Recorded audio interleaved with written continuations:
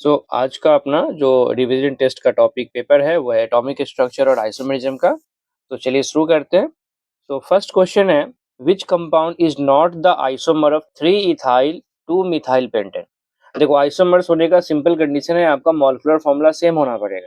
तो जिसका molecular formula match नहीं करेगा, मतलब नंबर ऑफ कार्बन मैच नहीं करेगा, वो ऑब्वियसली आपका आइसोमर्स नहीं होगा।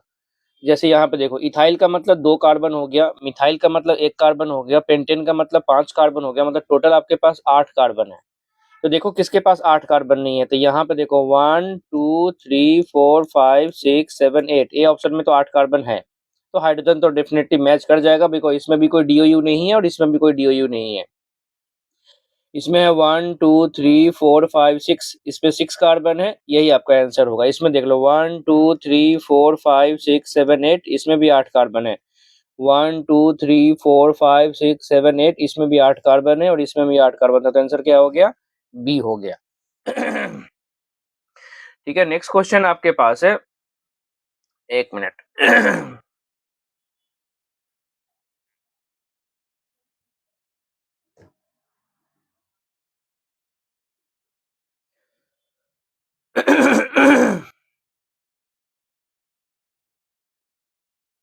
ठीक है, नेक्स्ट क्वेश्चन है, which are the following are correct. A pair of positional isomers differs in the position of the same functional group. सही बात है, पोजीशन आइसोमर्स हम उसे बोलते हैं जिसमें पोजीशन का डिफरेंस होगा, either in the position of functional group, multiple bond और सब्स्टिट्यूएंट। तो सेम फंक्शनल ग्रुप के पोजीशन में डिफरेंस होगा, तो ये एक हो सकता है। करेक्ट पूछा है। A pair of structural isomers have the same molar mass, बिल्कुल सही बात है, मॉलिक्यूलर फार्मूला सेम होगा तो मोलर मास भी सेम होगा। A pair of functional group isomers belong to different homologous series, ये भी सही बात है। होमोलोगस सीरीज का पहला कंडीशन ये होता है कि आपका फंक्शनल ग्रुप अलग अलग, होमोलोगस का अलग अलग फंक्शनल ग्रुप होना चाहिए, और एक फंक्शनल ग्रुप के सारे मेंबर्स का फंक्शनल ग्रुप भी क्या होना चाहिए? सेम होना चाहिए। इसलिए इसके सारे ऑप्शन ही सही है, तो आंसर क्या बनेगा? D. Number of isomers of C6H14। अब देखो, इसमें तो मैंने आपको पहले बताया है कि सबसे पहले आप क्या करो, स्ट्रेट चेन बना लो, जितने भी कार्बन आपके पास है मैक्सिमम। अब इसमें ब्रांचिंग करेंगे, तो पहले 6 कार्बन बनाया,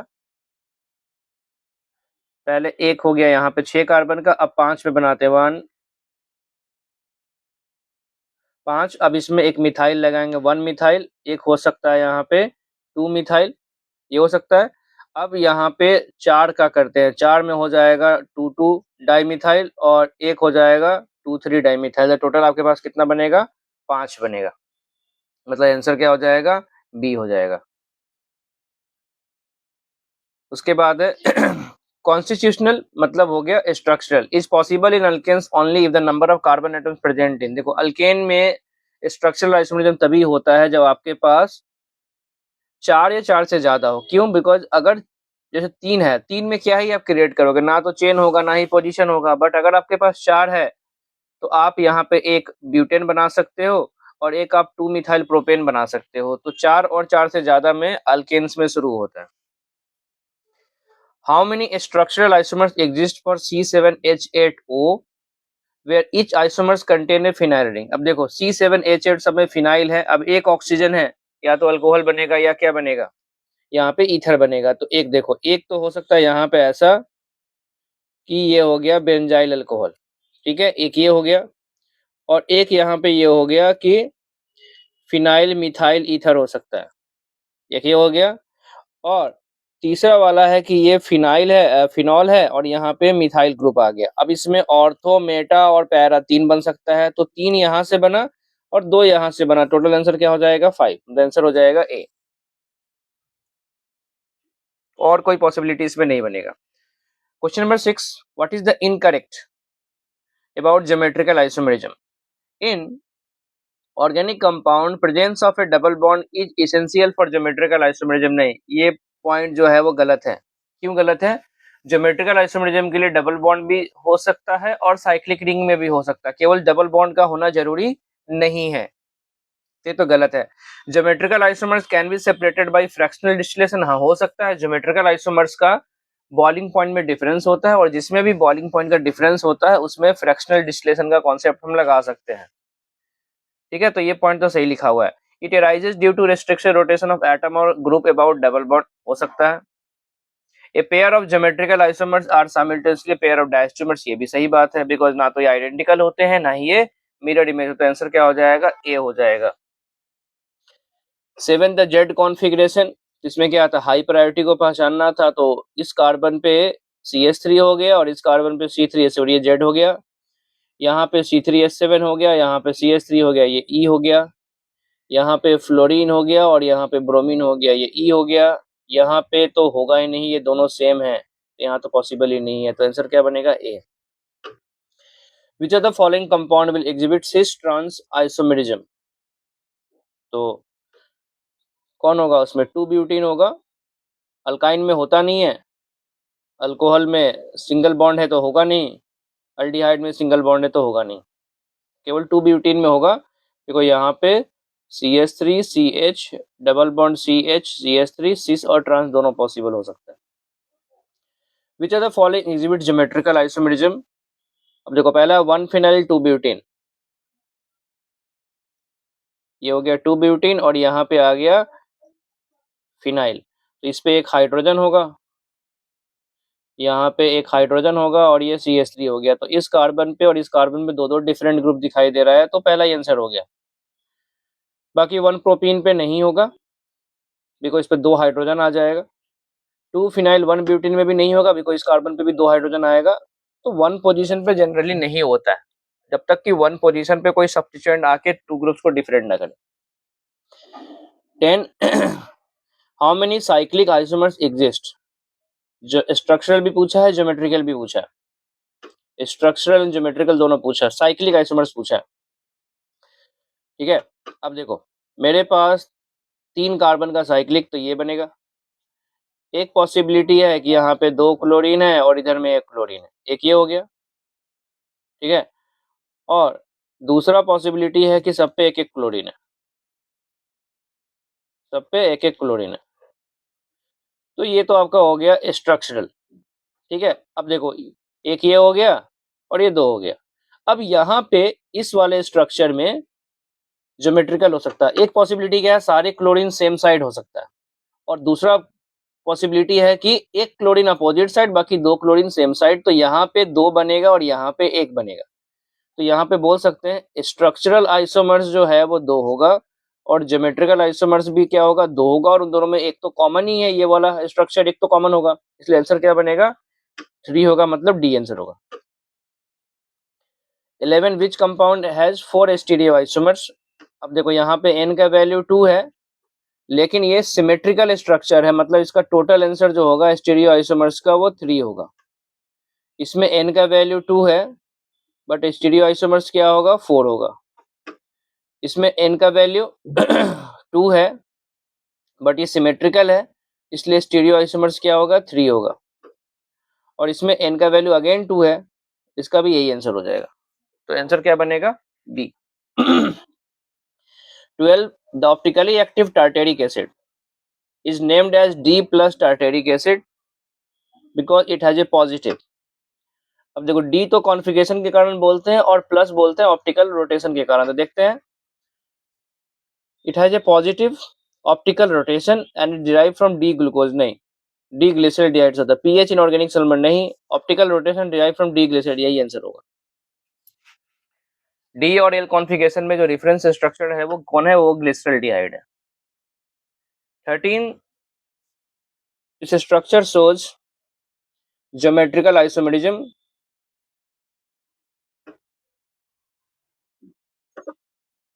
this structure shows एक मिनट, इस पे ज्योमेट्रिकल तो ये दोनों सेम हो गया, नहीं होगा, ये कार्बन काइरल है, तो इस पे क्या होगा? ऑप्टिकल हो जाएगा। 13 का आंसर बी होगा। विच of the following compound is optically inactive, अब देखो इसमें एक काइरल कार्बन है, इसमें एक काइरल कार्बन है, इसमें एक काइरल कार्बन है और इसमें 0 काइरल है, तो 0 काइरल का मतलब हो गया ये क्या हो गया? ये ऑप्टिकली इनएक्टिव हो गया, आंसर क्या हो जाएगा? सी।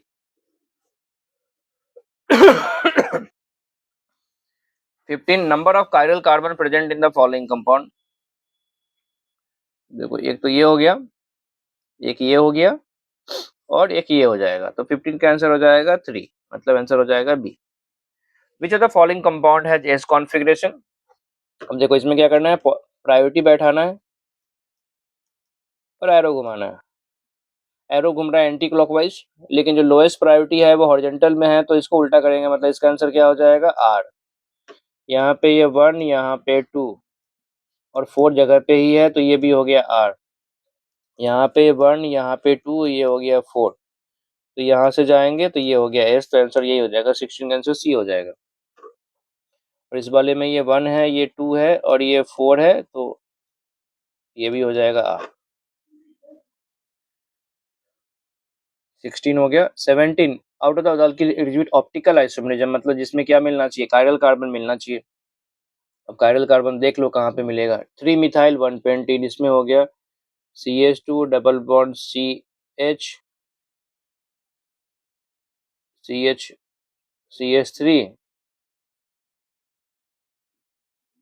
CH2 CH3, यही होगा 1 2 3 3 मिथाइल, इसमें तो ये कायरल कार्बन हो गया, ठीक है।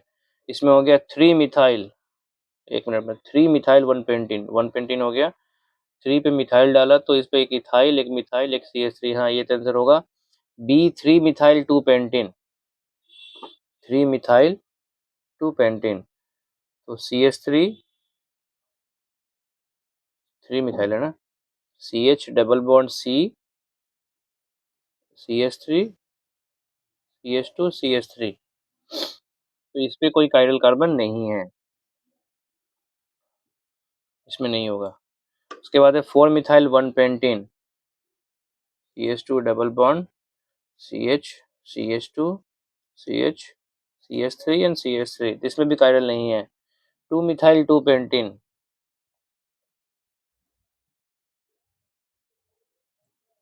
2 मिथाइल, पेज नहीं होगा, 2 पेंटीन, ये भी नहीं होगा, तो आंसर इसका ये होगा, 17 का आंसर ये होगा।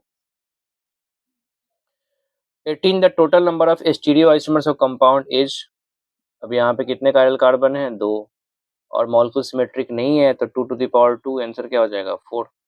18 का आंसर हो गया B. Question number 19 the most stable conformers of 2 फ्लोरो,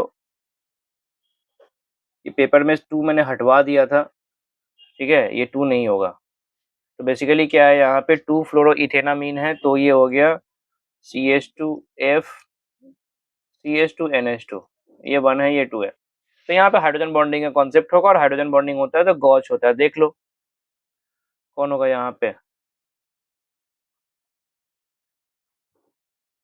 पहले वाले में तो नहीं होगा, फिर NH2 और F, ये तो NT हो गया, NH2F ये हो गया, सी आंसर हो जाएगा, 19 का आंसर सी होना चाहिए।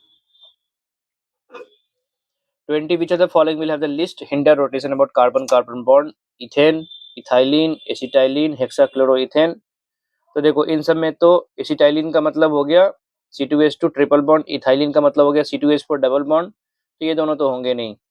इथेन ये हो गया CH3 सबसे हिंडर रोटेशन यही होगा, लिस्ट हिंडर रोटेशन सॉरी, और उसका हेक्साक्लोरोथेन का मतलब है CCl3 एंड CCl3, इसमें क्या है, यहाँ भी सिंगल बॉन्ड है, लेकिन क्लोरीन का साइज क्या है, बल्कि है, तो वो आपको रोटेशन करने में थोड़ा सा बैरियर क्रिएट करेगा, तो इथेन सबसे होगा, जब सिंगल बॉन्ड पे जितने छोटे छोटे ग्रुप अटैच्ड होंगे उतना बेटर होगा। 21 how many conformation does ethane है, तो किसी भी मॉलिक्यूल का नंबर ऑफ कन्फर्मर्स तो कितना होता है, इनफाइनाइट होता है, जब तक डिफरेंट वर्ड या डिस्टिंक्ट वर्ड यूज नहीं करेगा तब तक हम फिक्स वाले नंबर पे नहीं जाएंगे। 20 which of the following is gauche conformer, gauche कब बोलते हैं, जब दो बल्की ग्रुप के बीच का डाइहेड्रल एंगल जो होगा कितना होगा, अप्रॉक्स 60 डिग्री होगा, तो यहाँ पे CH3 120 पे है, एक तो दोनों सेम पे ही है तो हो ही नहीं सकता, यहाँ पे CH3, यहाँ तो ये हो ही नहीं सकता,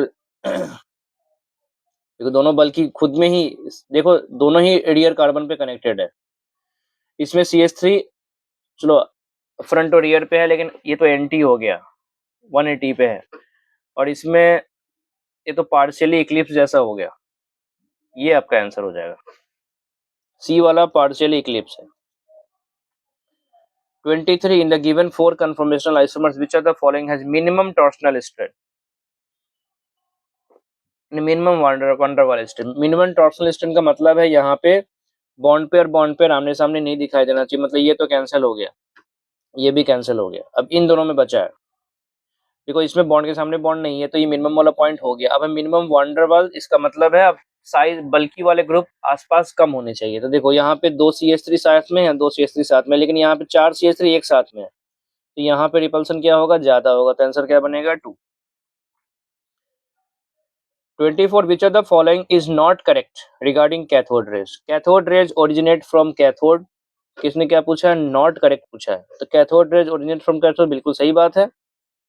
charge and mass of particle constituting cathode depends upon the nature of gas, गलत बात है।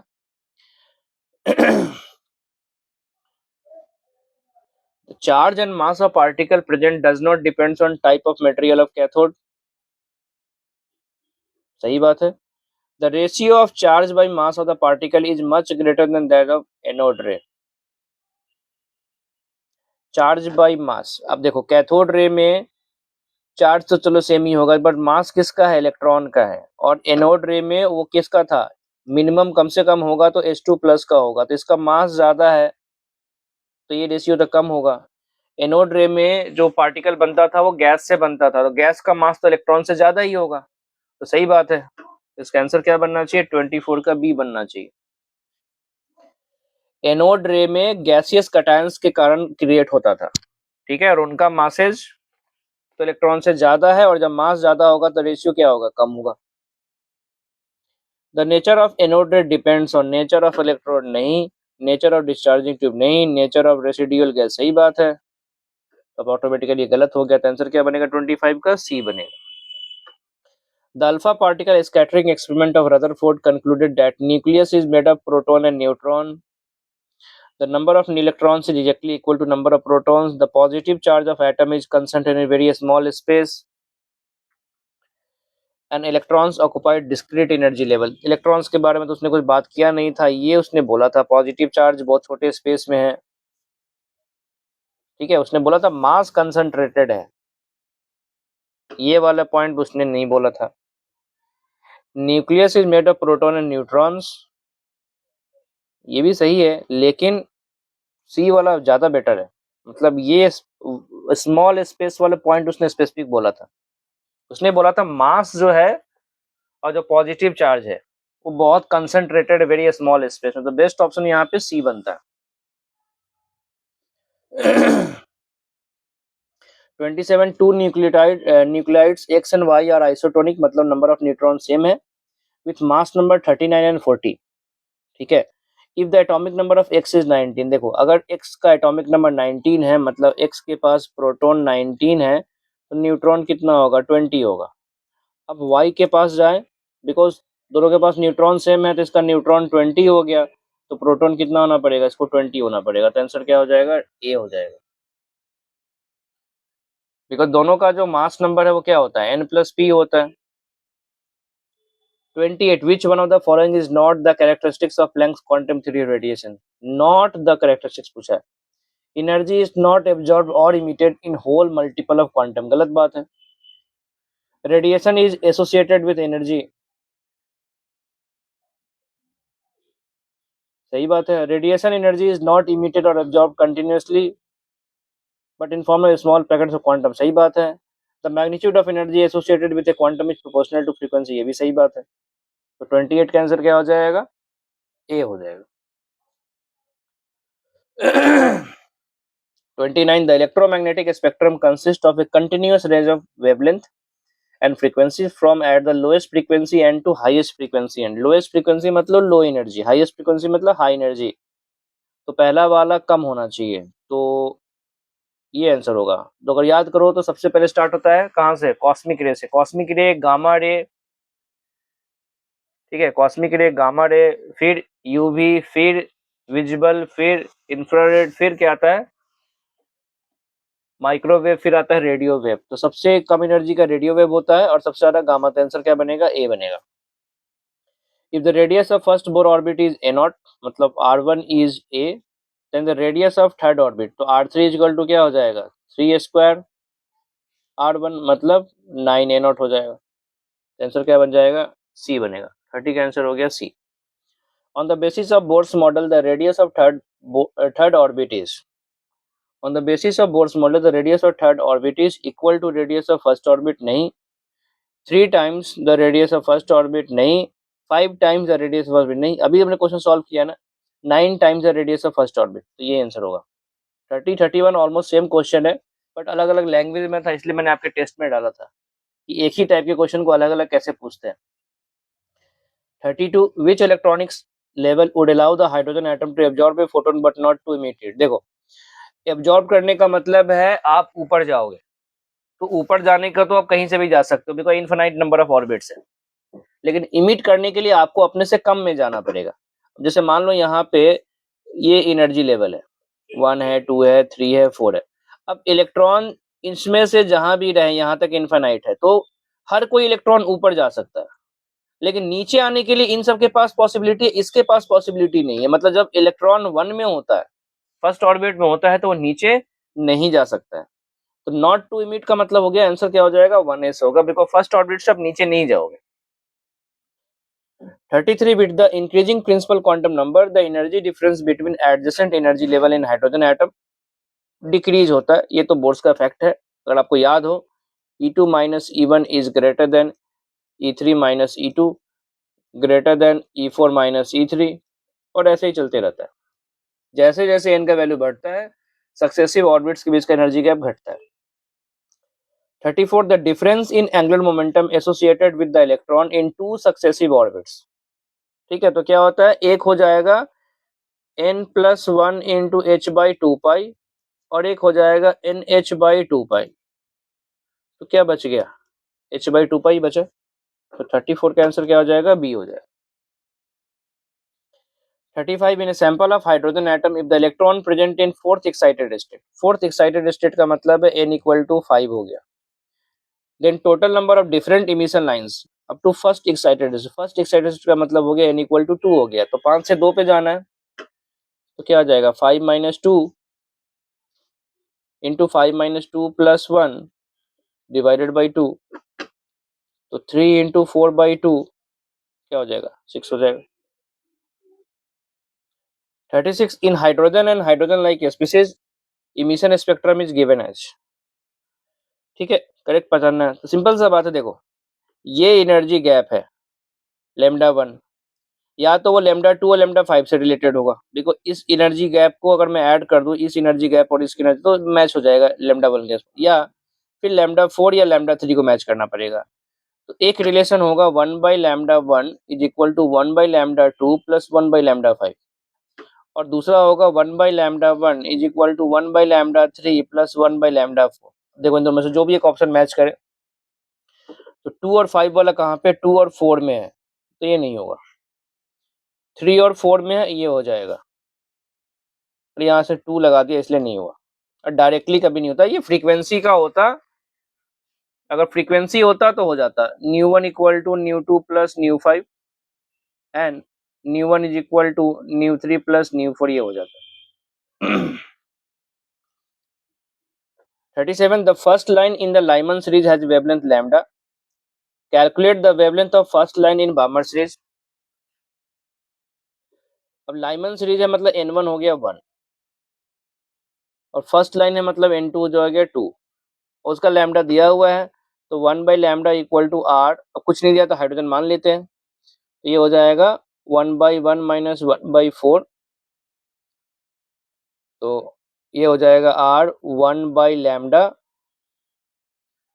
और ये हो जाएगा 4/3, ये लैम्डा का वैल्यू हो गया, r का वैल्यू हो गया, सॉरी। अब हमें वेवलेंथ निकालना है first line in Balmer series, तो बामर सीरीज का मतलब हो गया n1 इज इक्वल टू हो गया 2, और n2 इज इक्वल टू हो गया 3। अब यहाँ पे मान लेते हैं कुछ x वेवलेंथ है, तो x is equal to r, r का मतलब हो गया 4/3 लैम्डा इंटू 1/4 माइनस 1/9। इसको आप सॉल्व कर लो, आपका आंसर आ जाएगा ये x इज इक्वल टू 27/5। एक मिनट, मैंने वैल्यू पुट किया ना, इसका आंसर ये डी आएगा। इसका मैं चेक कर देता हूँ एक बार। मैंने यहाँ पे आर का value n1 n2 1/n1² minus 1/n2² तो ये हो गया 3/4 तो 3 लैम्डा 4/3 लैम्डा ठीक है। और यहाँ पे हो जाएगा ये 5।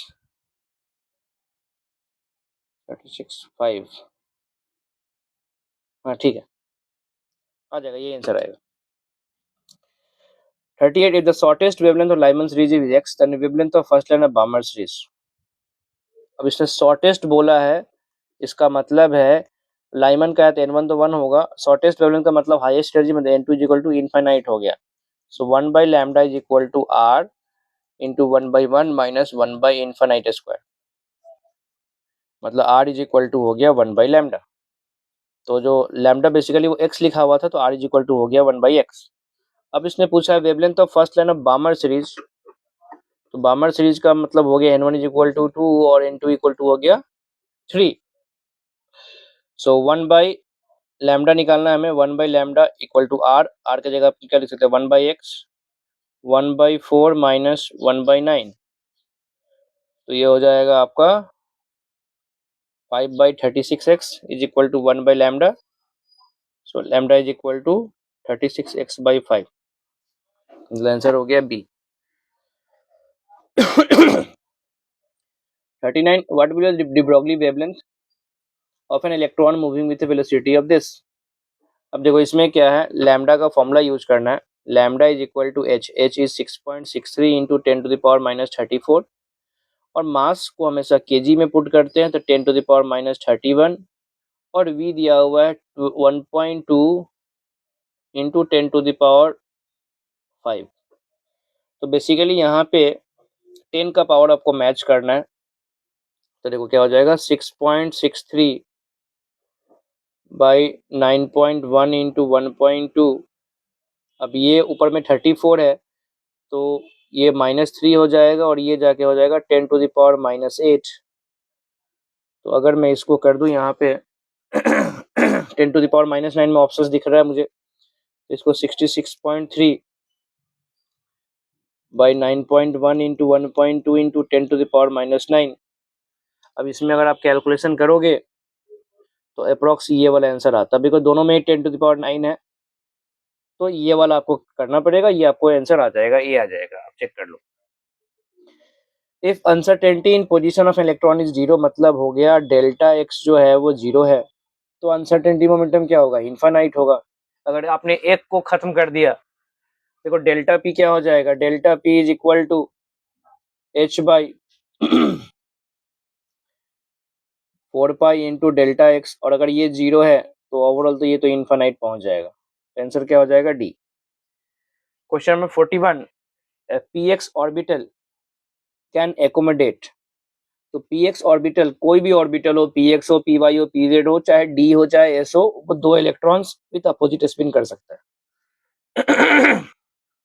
42 orbital angular momentum of D electron. D बोलने का मतलब एल का वैल्यू कितना हो गया 2 हो गया, ठीक है। और अगर ये 2 है तो फॉर्मूला क्या हो जाएगा √L into L plus 1 means 2 into 2 plus 1 into H by 2 पाई, तो √6 इंटू एच बाई 2 पाई। तो 42 का आंसर क्या हो जाएगा B. 43 the 4 quantum numbers of the outermost orbit of K. The 4 quantum members of the outermost orbital of K. अब के का जो बाहर में होता है वो क्या कॉन्फ़िगरेशन होता है 4s1, मतलब n का वैल्यू हो गया 4, l का वैल्यू हो गया 0, m का वैल्यू हो गया 0 और s का वैल्यू हो जाएगा प्लस माइनस हाफ में से कुछ भी पकड़ लो आए। तो देख लो कहाँ पे है 0 0 वाला सब, 4 0 0 प्लस हाफ, ये आंसर हो जाएगा। 44 which one is the correct outer electronic configuration of chromium। chromium का मतलब होता है 4s1 3d5, कौन होगा सी होगा। 45 if n plus l is equal to 6 then total possible number of subcells। अब देखो n plus l equal to 6 करना है तो क्या लिख सकते हैं हम 6 plus 0 लिख सकते हैं 6s, 5 plus 1 लिख सकते हैं 5p, 4 plus 2 लिख सकते हैं 4d। अब 3 plus 3 से अलाउड नहीं होगा, मतलब 3 सबसेल ही हो सकते हैं। तो 45 का आंसर क्या हो जाएगा ए। देखो कभी भी n और l का वैल्यू इक्वल तो हो ही नहीं सकता है। तो ये था आज का सॉल्यूशन, फिर मिलते हैं नेक्स्ट सॉल्यूशन के साथ। ठीक है, all the best, thank you.